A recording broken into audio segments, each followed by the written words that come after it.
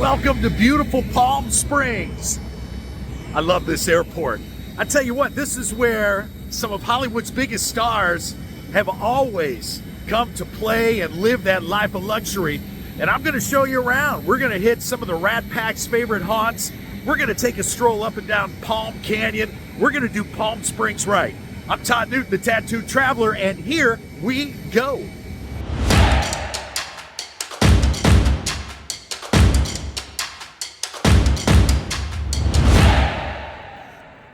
You know, they call Palm Springs the playground of the stars because so many celebrities have chosen to live here over the years. And I thought it might be interesting and fun to start this video with a little tour of some of these classic celebrity-owned properties. Let's begin at 845 West Chino Canyon Road. This was the West Coast home of the king of rock and roll, Elvis Presley.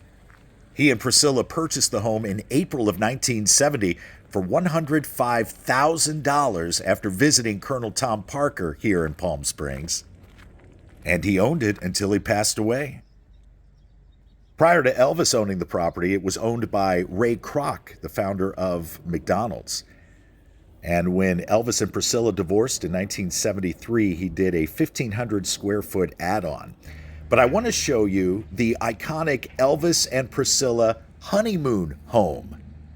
This is where they spent their first few nights together as man and wife. That would have been in 1967. It's commonly referred to as the Elvis Hideaway home, and in November of 2022, it was purchased by a private citizen for $5.65 million. To me, it's just really cool to picture and imagine Elvis going through those doors. He and Priscilla rented this home for about a year in 1966 before they purchased the home that we showed you previously. 4,700 square feet here with round walls. The house has no corners, just stone walls, exposed stone walls curving around circular rooms. And I'm always blown away here in Palm Springs by how few of these estates have gates or any sort of privacy, really, considering the people who lived in them. And we were given permission to walk the grounds. We just couldn't go inside. But let's take a peek in the backyard. There's a pentagon-shaped pool back here, just beyond those bushes, I suppose. And rumor has it that he felt secluded enough at both of these properties to sunbathe naked on many occasions. All right, let's take you now to Piazza di Liberace.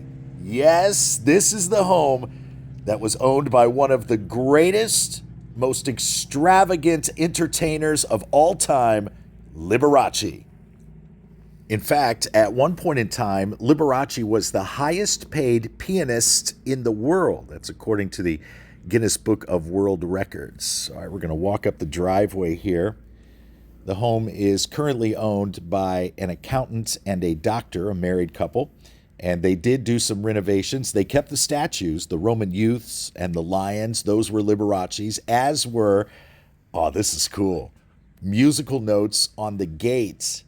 Liberace installed those, and they chose to keep them. And if you look in the back, you can see that candelabra in the corner, which at night illuminates that painting of Liberace and his Afghan hound. When Liberace passed away in 1987, he had 27 dogs. And one of his former neighbors said that Liberace would often play the piano late at night with his windows open, and he could hear it. Not many people got to hear Liberace play for free. All right, let's see if you can guess who owned the next home we're going to take a look at. Any ideas? Here's a hint. She was rumored to have had a liaison with a U.S. president. Another hint, she has a 26-foot tall statue of her in Palm Springs. You got it. It's the great Marilyn Monroe.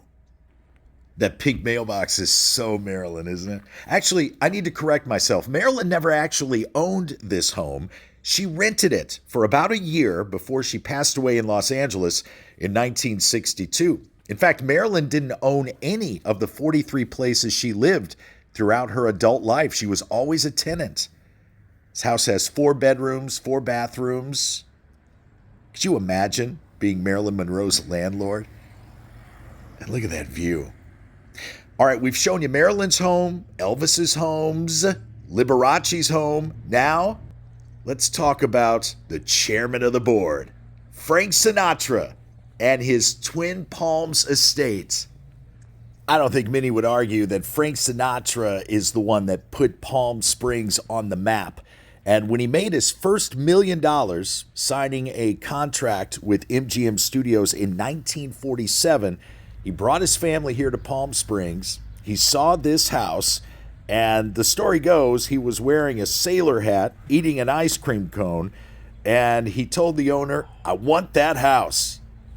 And in no time, Palm Springs was the ultimate destination for jet setters and Hollywood royalty. Oh man, can you imagine the parties that have happened around that pool? Old Blue Eyes paid $150,000 for the property and wanted some renovations done and demanded that they be complete in time for a Christmas party for his celebrity friends, which left only about 3 months to get the work done, but the architects did it. Frank and his buddies definitely knew how to have a good time, and they are honored everywhere here in Palm Springs, even in the casinos. And one of the spots they liked to really let loose was the Purple Room, tucked away in the Club Trinidad Hotel.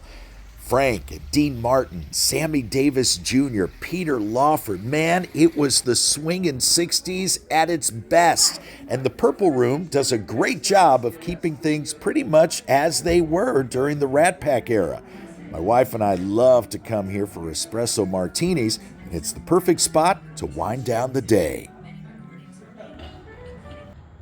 The next morning, it was up and at 'em early for a little shopping on Palm Springs' main drag, North Palm Canyon Drive.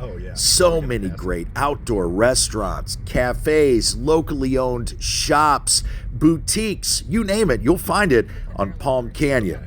We even stumbled upon one of Palm Springs' famous drag brunches. These are hilarious. Take my word for it. If you've never been to a drag brunch, put it on your to-do list.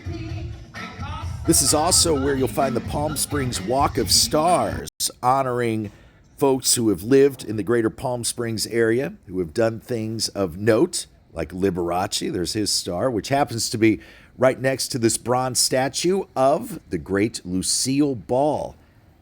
Talk about a photo op. And my wife spotted Marilyn's star. Here's Sonny Bono's entertainer, part of Sonny and Cher, of course, and the mayor of Palm Springs from 1988 to 1992. Should come as no surprise that Frank Sinatra has a star here. Right next to Frank, his wife, Barbara. Cool. She's right next to him, just like she's buried. And just to the left of Frank, boy, this is a big time corner. Here's Elvis's star. As our time here in Palm Springs begins to come to a close, we wanted to wrap this video up with a visit to Desert Memorial Park and invite you to join us as we pay our respects to Francis Albert Sinatra. Anyone can visit Frank Sinatra's grave. Right next to him is his wife, Barbara. And it is customary when you visit the grave to toss a few pennies onto it. Pennies from heaven, if you will. Thanks for everything, old Blue Eyes. Palm Springs is kind of like a second home to us. My wife grew up here, so a lot of great memories here, and I hope you've enjoyed our little visit. 300 plus days of sunshine every year, great resorts, great golf, a lot of old Hollywood history here. It's the perfect weekend oasis. I hope you get the chance to come visit. Hey, make sure you throw a like to this video, subscribe to the channel if you haven't already, and I hope you're one of the ones that have already ordered your Tattooed Traveler merchandise, t-shirts, hoodies, hats, clothes for your dog. We've got it all for you. The link is down in the description. Until we meet again a little further down the road, I'm Todd Newton, the Tattooed Traveler. Travel safely.